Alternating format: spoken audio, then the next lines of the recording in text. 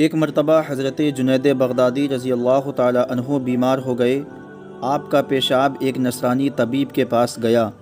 وہ غور سے دیکھتا رہا، پھر اچانک سے کہا، اشہد ان لا الہ الا اللہ و اشہد ان محمدًا عبدہ و رسولہ۔ لوگوں نے اس بات کا سبب پوچھا کہ آپ نے ایسا کیوں کہا؟ تو اس نے کہا، میں دیکھتا ہوں کہ یہ پیشاب ایسے شخص کا ہے جن کا جگر عشق الہی نے کباب کر دیا ہے۔ دوستو، ان بزرگوں کا پیشاب بھی ایک وہ ہدایت کرتا ہے جو دوسروں کی بات ہدایت نہیں کرتی ہے۔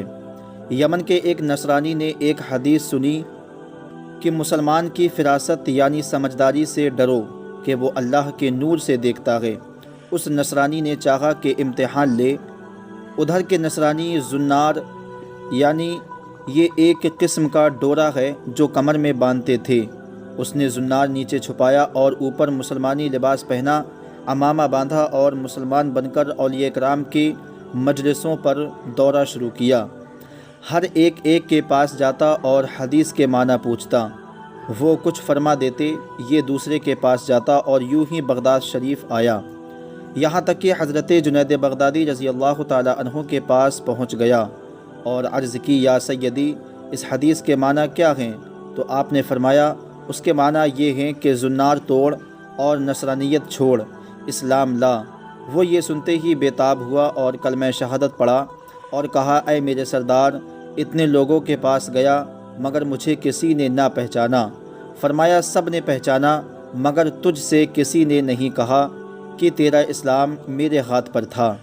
ایک مرتبہ حضرت جنید بغدادی رضی اللہ تعالی عنہ دجلہ دریا پر تشریف لائے اور یا اللہ کہتے ہوئے اس پر زمین کی طرح چلنے لگے۔ بعد کو ایک شخص حاضر ہوا، اسے بھی پار جانے کی ضرورت تھی۔ کوئی کشتی اس وقت موجود نہ تھی۔ جب اس نے حضرت کو جاتے دیکھا تو عرض کیا، میں کیسے آؤں؟ فرمایا، یا جنید کہتا چلا آ۔ اس نے یہی کہا اور دریا پر زمین کی طرح چلنے لگا۔ جب بیچ دریا میں پہنچا، شیطان نے دل میں یہ وسوسہ ڈالا کہ حضرت خود تو یا اللہ کہیں اور مجھ سے یا جنید کہلاتے ہیں، میں بھی یا اللہ کیوں نہ کہوں؟ اس نے یا اللہ کہا اور ساتھ ہی غوطہ کھایا۔ اس نے پکارا، حضرت میں تو چلا، میں ڈوب رہا ہوں۔ فرمایا، وہی کہہ، یا جنید۔ جب کہا دریا سے پار ہو گیا۔ عرض کیا، یا حضرت یہ کیا بات تھی؟ آپ یا اللہ کہیں تو پار ہوں اور میں کہوں تو غوطہ کھاؤں؟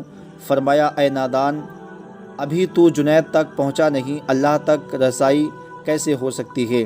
جب آپ کی شہرت بہت عام ہو گئی تو کچھ حاسدین نے آپ کو بدنام کرنا چاہا اور خلیفہ بغداد کو حضرت سے دور کرنا چاہا۔ خلیفہ وقت نے مسلسل الزامات سننے کے بعد حکم دیا کہ جب تک کوئی شرعی دلیل جنید پر قائم نہیں ہوتی، ان کی باتوں کی پکڑ نہیں کی جا سکتی۔ لیکن حاسدین نے نتیجوں سے بے فکر ہو کر ایک شیطانی طریقہ اختیار کیا کہ ایک شاہی حسینہ اور خوبصورت لڑکی کو سجا کر بھیجا کہ وہ حضرت جنید بغدادی کو اپنی خوبصورتی کے فریب میں مبتلا کر دے اور یاد الہی سے غافل کر دے۔ یہ بدنصیب لڑکی لوگوں کے فریب میں آ کر، سونا اور جواہر کی لالچ میں آ کر، برقع اوڑھ کر اور حاجت مند بن کر حضرت جنید بغدادی کی عبادت خانے میں داخل ہوئی۔ آپ عبادت میں مشغول تھے۔ جس وقت آپ نے سلام پھیرا، بدتمیز لڑکی نے چہرے سے نقاب الٹا۔ حضرت کی نظر اس کے چہرے پر پڑی، بے ساختہ زبان سے نکلا، لا حول ولا قوت الا باللہ، اور آپ نے نظریں جھکا لیں، یاد الہی میں مصروف ہو گئے۔ اس بے غیرت عورت کو شرم نہ آئی اور اپنی خوبصورتی کی اداؤں کا مظاہرہ شروع کیا، جس سے حضرت کو عبادت کرنے میں رکاوٹ محسوس ہوئی۔ آپ نے 3 مرتبہ لفظ آہ آہ آہ زبان مبارک سے کیا اور اس گرم آہ کی تاثیر نے اس بدتمیز عورت کے جسم میں آگ لگا دی۔ شعلے بھڑکے اور وہ وہیں جل کر خاک ہو گئی۔ 2-4 خادم جو خفیہ طریقے پر اس لونڈی کے ساتھ لگے ہوئے تھے، انہوں نے جو یہ حالت دیکھی، دوڑے ہوئے بادشاہ کے پاس پہنچے۔ خلیفہ کو اس معاملے کی خبر پہنچی، غصے میں آگ ببولا ہو گیا۔ اپنے خانقاہ میں حاضر ہوا اور آپ سے عرض کی، حضور کو اس حسن و جمال کی پیکر عورت پر رحم نہ آیا اور اس قدر بے رحمی سے جلا کر راکھ کر دیا۔ حضرت نے ارشاد فرمایا، خلیفہ بے رحمی تو نے کی ہے کہ میری 40 سالہ ریاضت و عبادت کو ایک فاحشہ عورت سے برباد کرنے کی کوشش کی۔ ایسی حالت میں اس عورت کے ساتھ رحم کا اظہار کرنا خود اپنی عبادت کے ساتھ بے رحمی کرنا تھا۔ خلیفہ کے جسم میں ڈر پیدا ہوا اور حضرت کے سامنے ہی اس نے توبہ کی۔ السلام علیکم۔